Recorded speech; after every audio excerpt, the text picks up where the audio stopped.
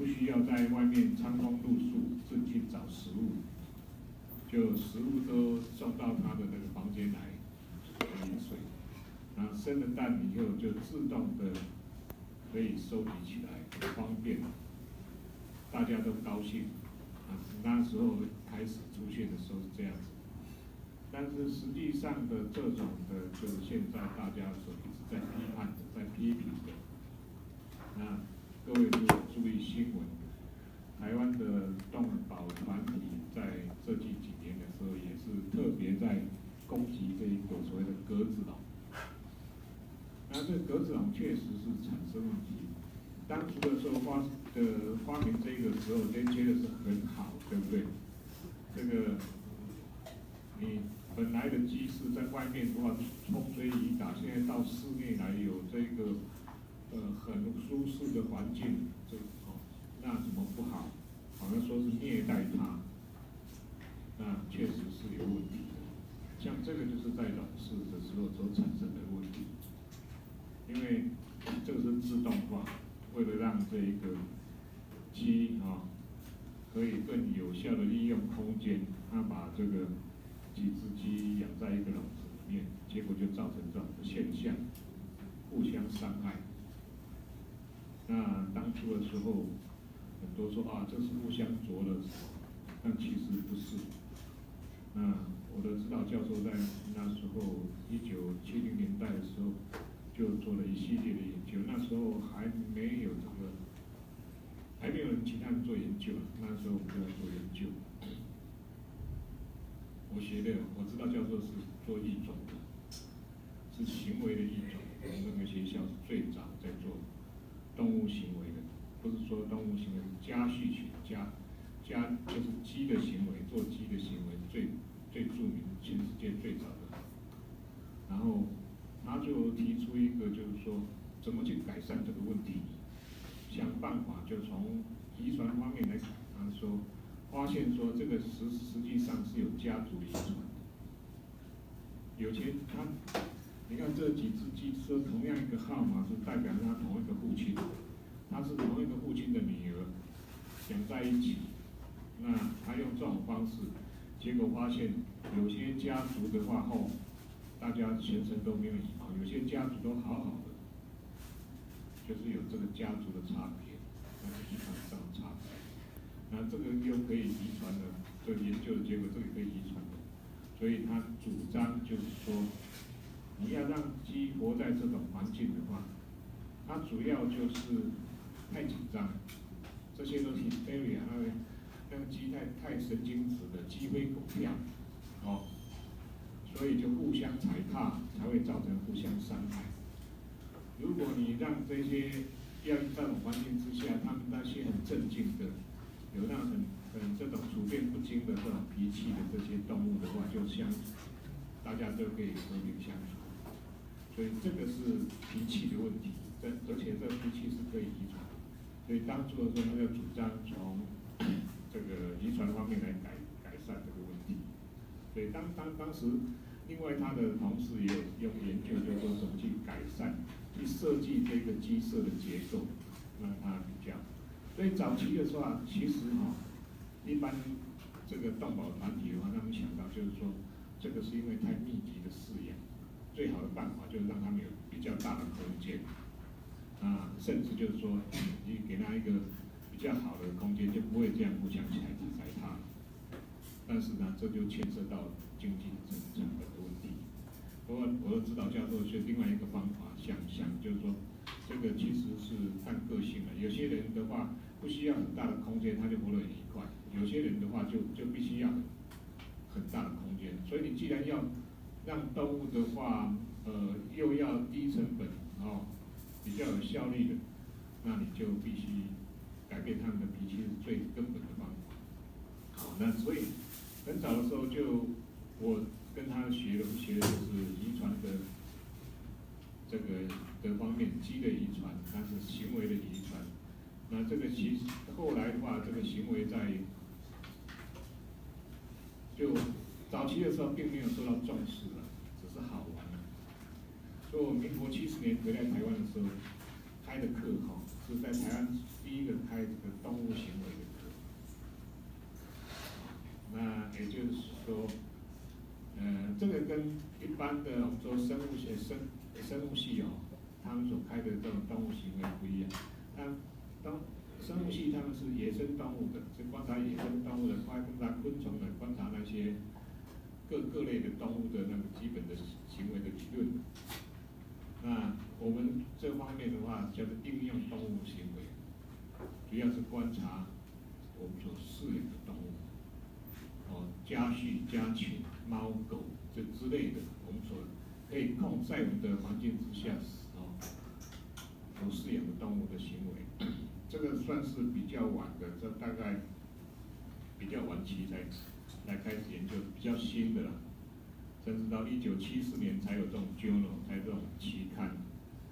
专门就是针对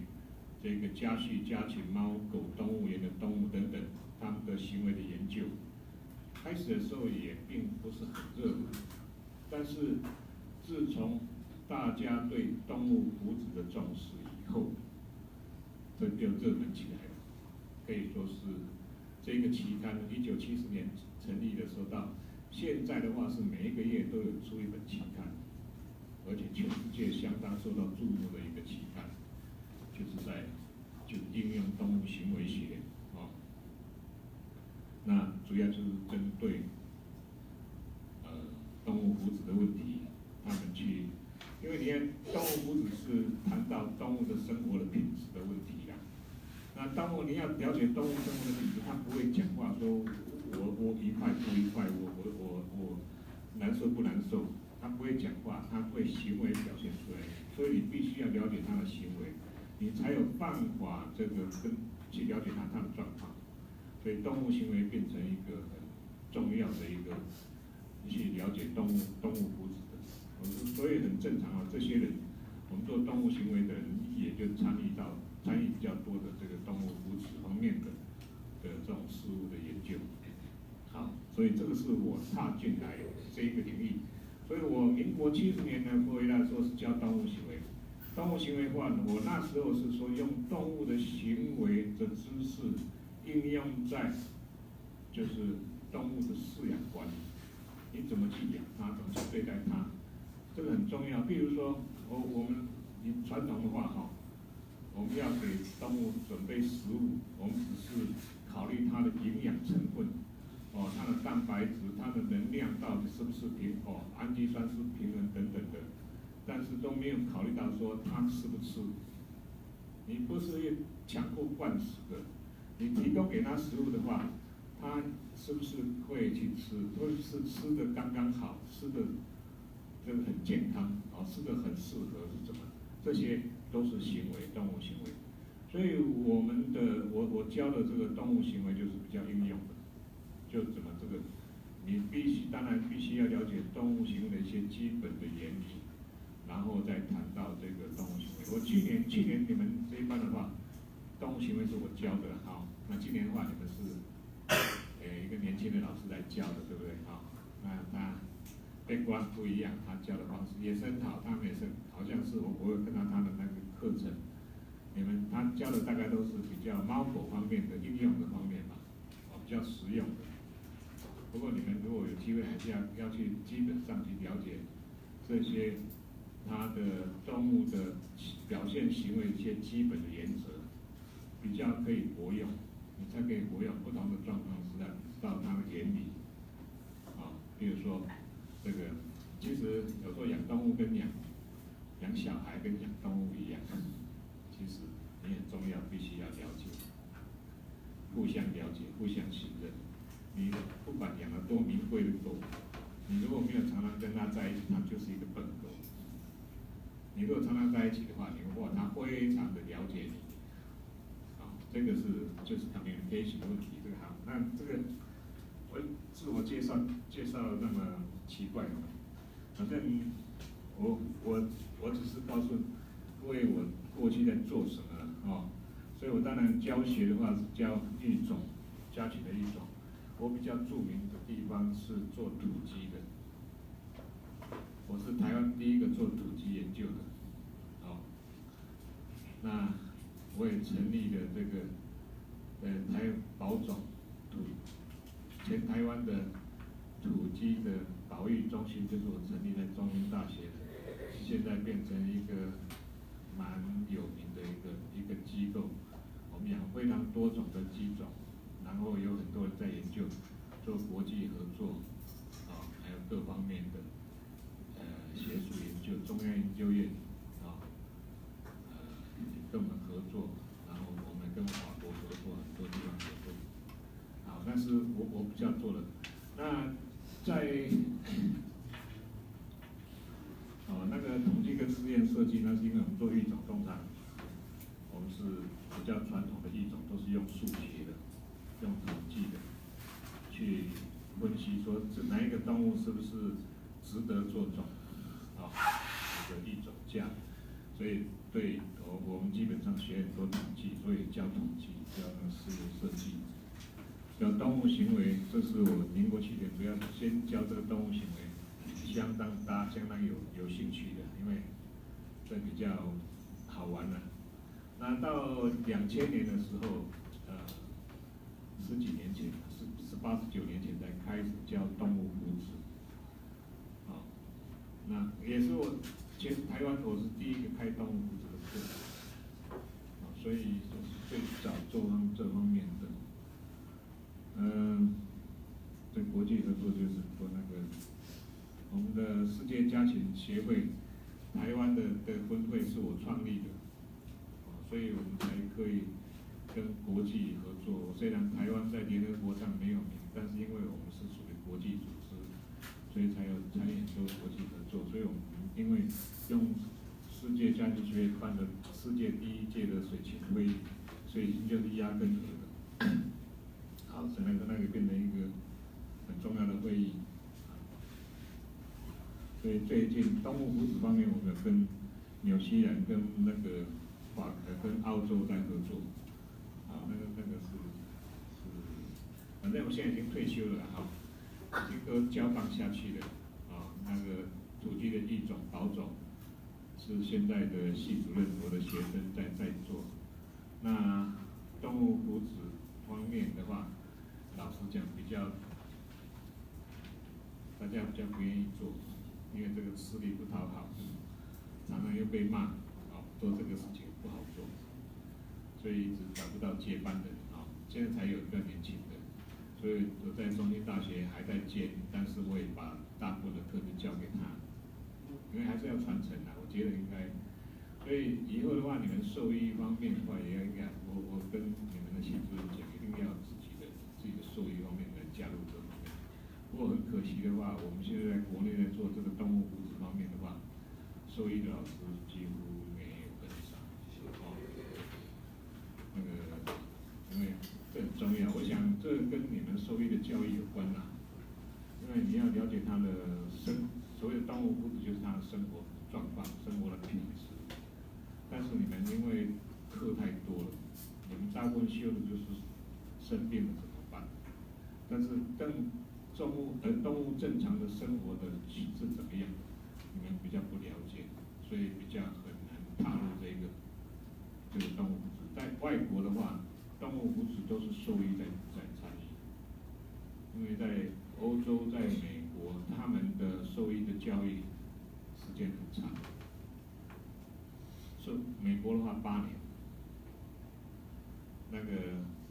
所谓的兽医先修班，在畜牧方面先学4年，再去学4年的这个兽医学院，这是美国的制度。欧洲的话，他们是从大学开始到毕业，兽医毕业。我去30年前去参观了维也纳兽医大学，平均9年。那他们要修很多的饲养管理这些动物的，就跟几乎的畜牧系就是这个动物科学修畜牧系产这方面先修满了，再来做后面的动物的生病要怎么处理的问题，所以他们就很正常，他们的兽医的那种社会地位很高了，因为他像医生一样，要很长的教育。我们台湾比较短，我们台湾当然是没办法。我跟兽医的老师都很熟，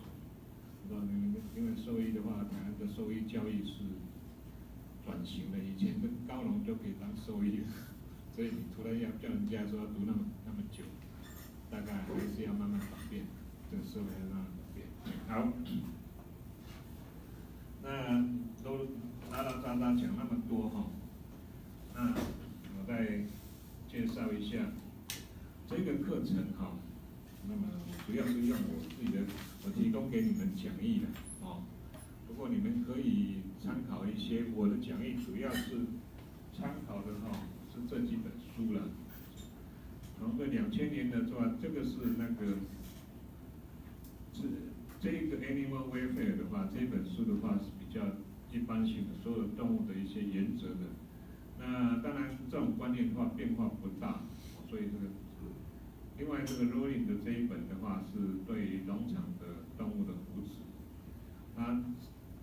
其实这个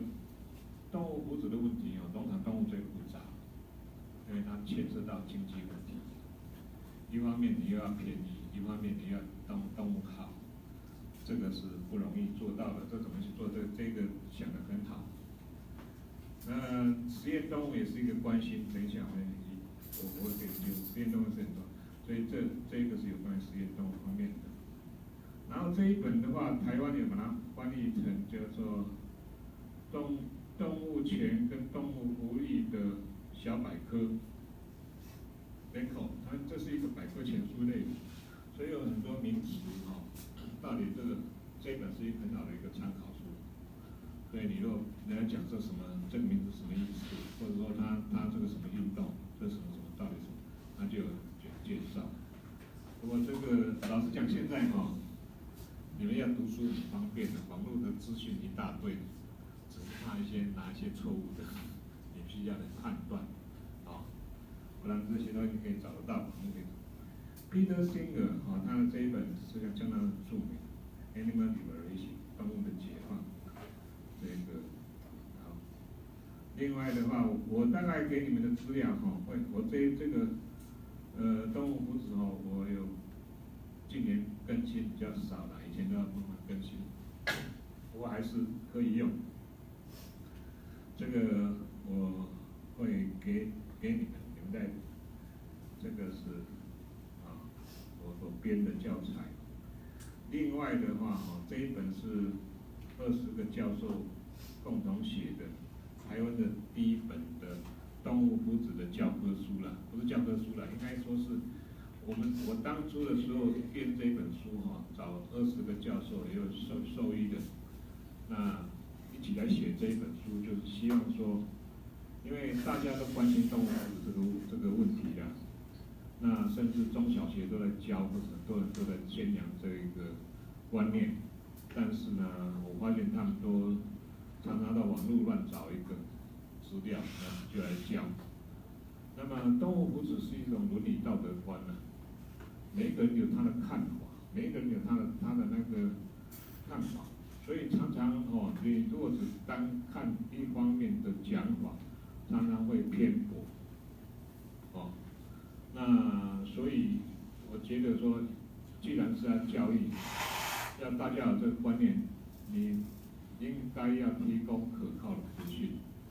所以我们就要编一本那个大家都可以用的一个教材，所以就请20位教授写这本书。那我的要求就是说，大家要写的话都是要有所根据，不是你想的，不是从网络随便找的，都必须要有科学期刊的依据所讲的事情，所以要有所根据。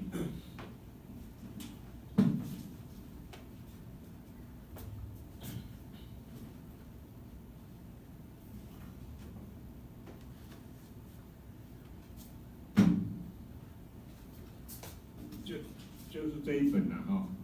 那这一本的话是那个中华民国保护动物协会他们出钱来弄的。那其实我不太喜欢他们，不过还是要这本书是大家一起写出来的东西啦，哦，那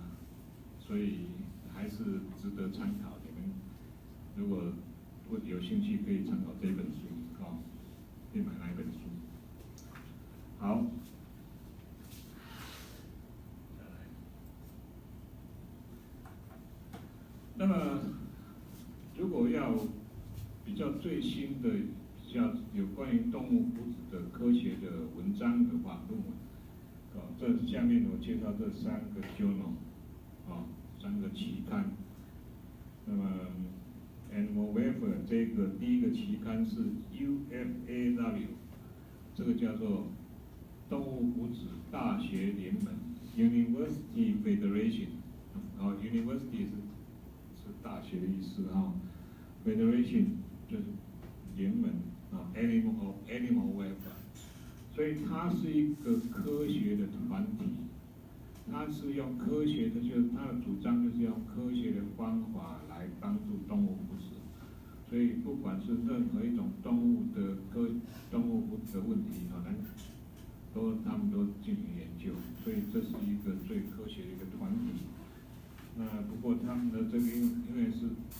它的一年要出6期而已，比较少。那至于那个Applied Animal Welfare Science 也是比较更不出名的。第3个Applied Animal Behavior Science， 虽然是写的是应用动物行为，但是大部分的文章都跟那个动物福祉有关的。因为你要了解动物福祉的话，你要评估一个动物的生活的品质的好坏，你要了解它喜欢不喜欢，它愉快不愉快，很多都是要用，或是你怎么样去对待它会好一点，都跟动物的行为有关系的。所以这本期刊是蛮精彩的，它猫狗动物园的动物、野生动物，什么东西都有，是蛮不错的的文章。可以看一看，那每一个月就出1本。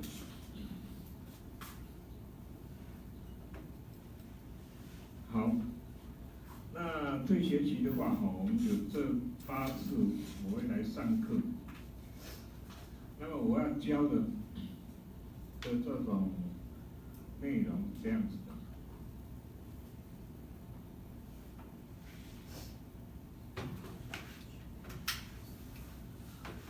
在这本书我也是这样规划我的写的都是这样规划，就是说，动物福祉要谈到这个的话，我们要有一些基本的概念、基本的观念，然后呢，再来是很重要，就是各种动物，它们到底有动物福祉有什么问题，那这些问题应该怎么去解决的，所以大概是就分成两部分，一个是可以说是总论，那另外可以说是各论，就是各个动物它。所以你看我前面的话就讲这前面的3次3个礼拜，动物福祉的源流与历史演进，必须要了解，就是说为什么我们要关心这个话题？我觉得这个很重要，我们必须要了解说，难道以前就没有动物福祉问题，只有现在才有动物福祉问题吗？为什么现在受到这么大的关注？那到底是现在的那个比较没有良心，还是怎样子？到底是什么原因的？所以你必须要知道来龙去脉是怎么回事，然后你后面的话要去解决的话，你才比较了解。所以要先交代清楚，然后再来讲一些动物权跟动物福祉，这个就是所谓的动物伦理。也就是说，我们应该怎么去对待动物的2大的这种观念，这个有不同方式，就是说你怎么去对待动物，动物应该怎么相处，这就是所谓的动物伦理。那有一些动物权的人说，众生平等就是动物权的这种观念，你不可以说是为了人类的利益去牺牲动物，动物跟人一样，众生平等，这是动物权这种观念。那还有动物福祉就不一样了。动物福祉说的观念的话，我们还是可以吃肉了，我们不一定要吃素，我们还可以利用它的，我们养它让它可以吃然后但是我们要善待动物，怎么善待动物，就让它活得愉快一点，就是动物福祉。所以这个是怎么去对待动物，我在这个第2个礼拜就会介绍大家的这2种它的基本的论述是怎么样。好，第3个礼拜讲到动物福祉的评估跟解决的策略。那么你要既然说，如果说讲到动物福祉，我们不谈动物权的，动物权因为如果众生平等，你根本不会去 touch 它。那如果是动物福祉的话，就复杂了。动物福祉的话，你要让它活得好一点，活得愉快一点。那么你怎么知道它愉快不愉快？可能活得好不好？有什么方法去评估它？要怎么去了解动物到底好不好？它的福祉好不好？这里有这个论述。然后这个它就后面有解决策略，就是说，那这些问题你怎么去改善它？有什么这个基本的策略的问题？所以在这里就是总共的话，就这3个礼拜来介绍。然后后面这个5个礼拜的话，我就分别来介绍这几个。第一个先介绍大家比较关心的这个同伴动物，就是猫狗这方面，它的福祉的问题然后第2个是农场动物的，就是家畜群的问题。那家畜群其实是比较，我觉得这个同伴动物是管理的问题啦，应该是老实讲比较容易解决的啦，纯粹是一种你怎么去政府政策怎么去管理怎么去教育的问题，是比较简单。老是这个农场动物就比较麻烦。农场动物所以这里的话会用比较多的时间，农场动物的福祉跟解决方案，那有各种不同的动物饲养所产生的问题。还有一个动物运送与屠宰，这个是特别要来讲的，就是当然就家畜家禽。那这个在农场，不管你怎么给它活得愉快，总是要上市场啊，有一些肉用的，这个猪啊养肥了啊，肉牛长大了，羊长大了，要送到市场的时候，这个运送，那个是我们从这个现在从台中要去台北，都觉得说坐高铁比较舒服那以前的话坐那个，现在坐那个国光客运的话，还要2、3个小时啊，就觉得好累，对不对？你要想到那个，我们是坐着冷气的车，你知道那些动物被运到屠宰场的时候，坐的不是冷气的车你在高速公路看到那个猪这个挤得很，对不对？那个晒太阳呢，台湾还好台湾这个运输距离不会太远。如果在美国啦、欧洲大陆啦那些大陆地区的话，一运的话就好几天甚至呢，这个从那个阿拉伯的国家，他们希望说，他们要自己屠宰羊，屠宰牛，所以就把活牛、活羊从这澳洲坐船坐了几个月到他们那边去。你想他们会愉快吗？那个不是头等舱那个是所以这个是一个，这动物的运输一直是很痛苦的一件事情，就是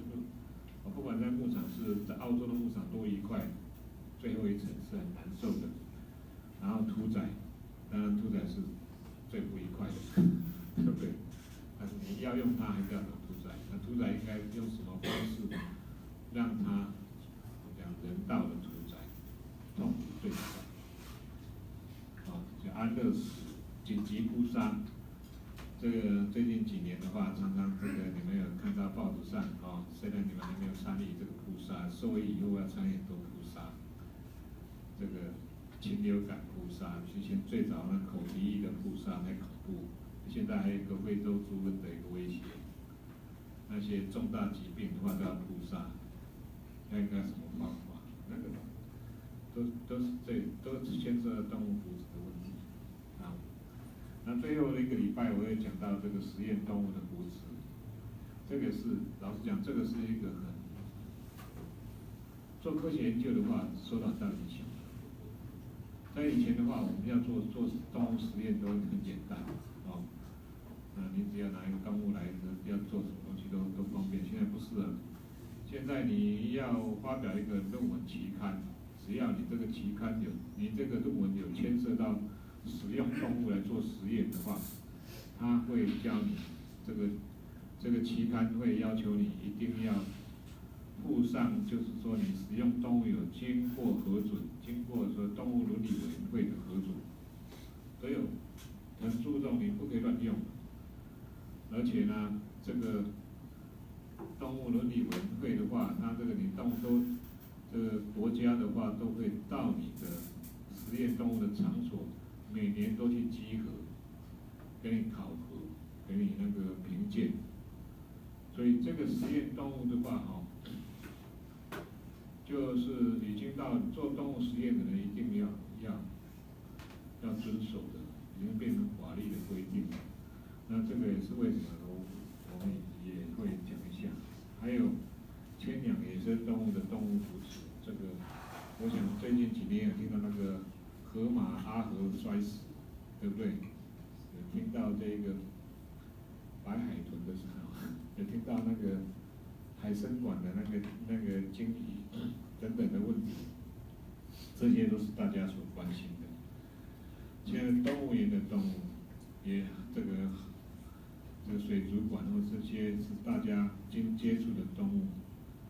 那他们是不是受到虐待，都受到很大的关注。那这些我们也会来介绍，到底它养在这里有什么问题，那应该怎么处理？这个大概是这个学期跟大家分享的一些材料。有没有问题？啊6月7号好像是端午节。6月7号端午节啊，是吗？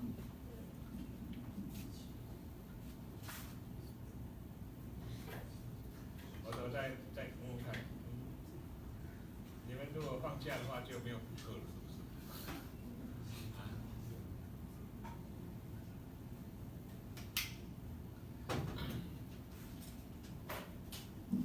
好吧，不管是怎么样到底是可以上8个礼拜还是7个礼拜，我会把它教完就对了。如果那一天没有上课的话，我们就比较快介绍，对。好，这个教室有没有时钟？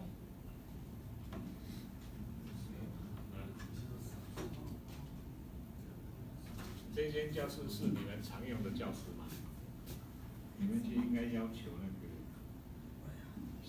这个系弄一个200块的时钟就好了，300块挂在这个墙壁，尤其让老师看到，不然后头就一直讲下去就不会下课，这很重要我觉得，我教书教了30几年的话，我常常不喜欢说到下课了之后还不下课，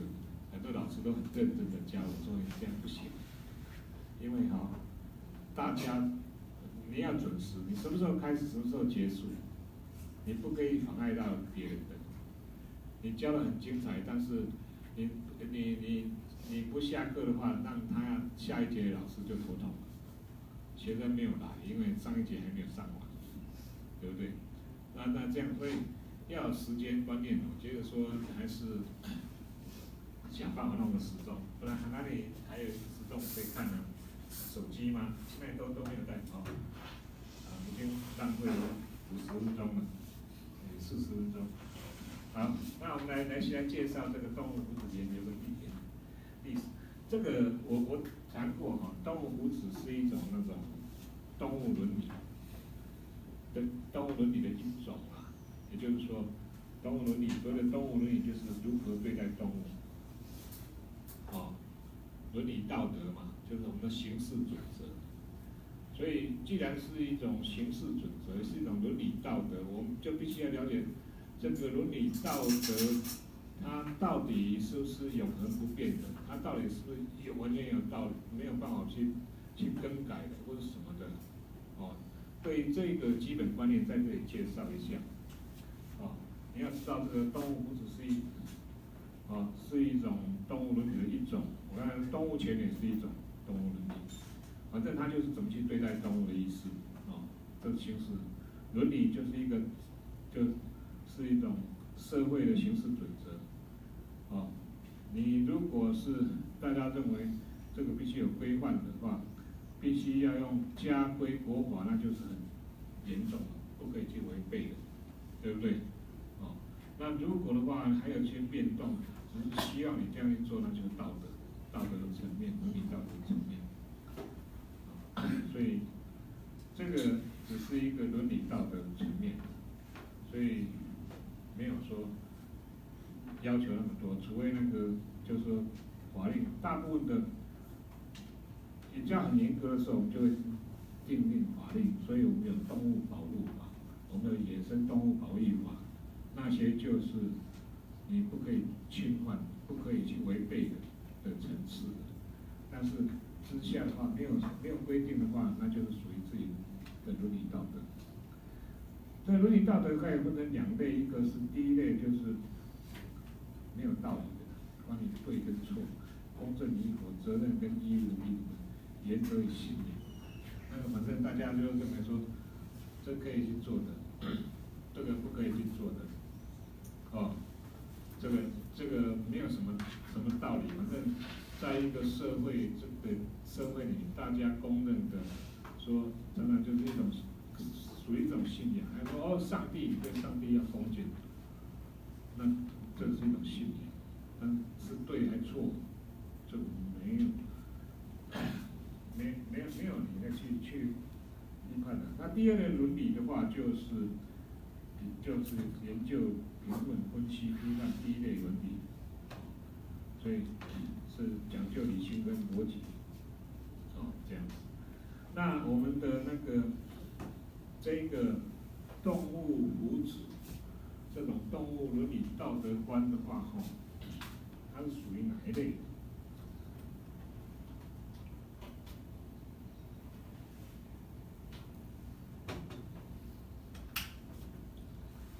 我们再看一下这个社会公认伦理。事实上，伦理的话，这有层次的。有一种就是社会普遍接受的伦理，这些常无法验证，但不主观，就大家认为都应该这样做的。譬如说，现在大家认为说不应该吃狗肉，对不对？一般人大概会这样想，不应该吃狗肉。但是你如果想那个以前，我记得讲到战国时代的时候，勾践复国的时候，为了要让大家鼓励生产，生一个女生的话，给她一只猪；生一个男生，给他一只狗。这只狗是嘛，给他吃的。所以在那时候吃狗吃猪没什么，但现在就不一样。所以这个到底是那时候对还是现在对，没有所谓的对错，反正这个社会认为就是应该做的做。那至于个人伦理观的话，这个就是不一样。跟个人有自己的弹性，个人的主观见解的伦理，这个不同。比如说，到底我们是那个要吃素呢，还是要那个可以吃牛奶，喝牛奶吃鸡蛋呢，还是也可以吃肉呢？这个每一个人的观点不一样。如果是一般的人认为都可以，那所谓的素食者又有两类的，一种是叫做 vegan 的话是 vegetarian 的话，它是可以吃鸡蛋跟肉，只要不杀生。但是 vegan 的话，就连鸡蛋跟牛奶都不吃，对不对？所以这个每一个人就有不同的看法。好，所以讲了这么多，这些都是动物伦理观也是这样子的。好，那社会伦理观要注意说是它总是随时代而改变。我刚才不是讲到，就是说吃狗肉吗？用吃狗肉的做例子。以前的话可以吃，现在不可以吃，所以表示这种动物伦理观是在改变。实际上，不要说讲那么久，其实我们就看这几十年来，我们对动物的看法是改变很大。我记得在民国64年啊，我去美国读书，然后看到校园里面很多松鼠跑来跑去，那时候我好兴奋哦，因为我在台湾从来没看过这种现象。松鼠只有在笼子里面，不可能在这个让你看到看得到。现在呢，到处都是，对不对？我们台湾到处都是。因为白雪公主的影片里面，你看白雪公主旁边都一大堆小鸟跑来跑，对不对？啊，你觉得那个只有卡通漫画才会有这样子？其实那是可能的。那些动物的话，不怕人的很亲近的话，那是学习的。就好像现在的松鼠到处跑，你可以。我就有做一个观察，我们的在台中的这个松鼠，大概距离人的话，有一段距离就会跑掉，差不多，大约我的观察大概可能差不多10公尺以内它就跑掉。那在台北那个中正纪念堂那里也有松鼠，看那里差不多5公尺才跑，这个叫做。动物行为这个叫做奔逃距离 ，flight， 就 flight distance， 那个是动物感觉到受到威胁。假使我们在测量那个鸡的行为的时候，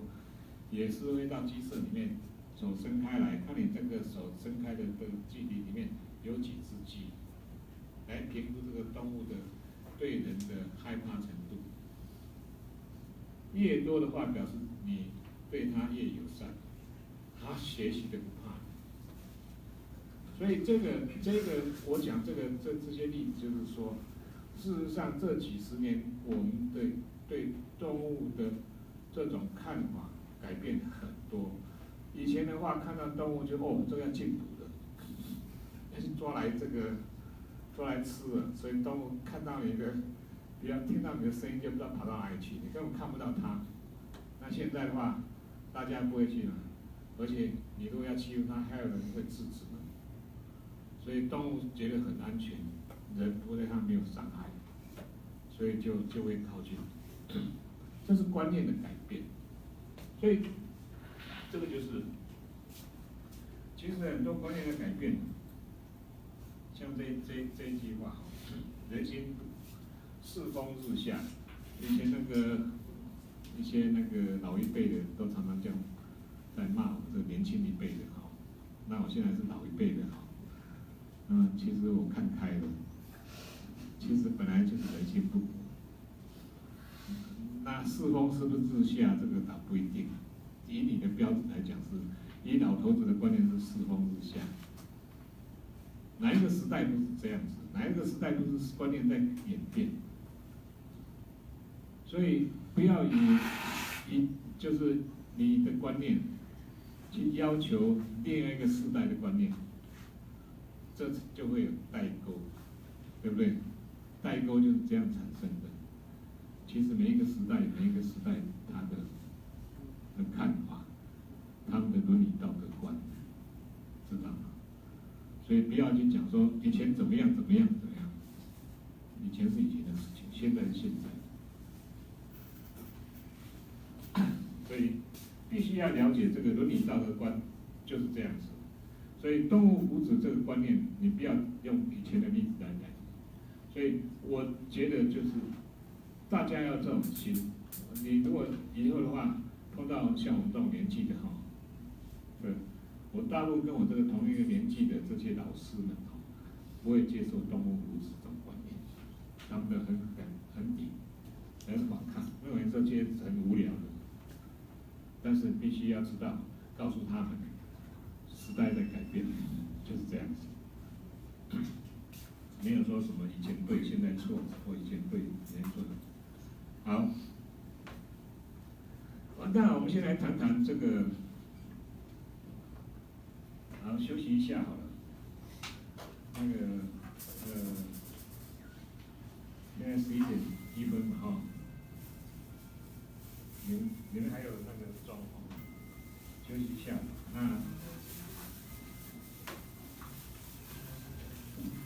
我们休息时间短一点嘛，可以提早一点下课，比较不会那个吃不到这好午餐。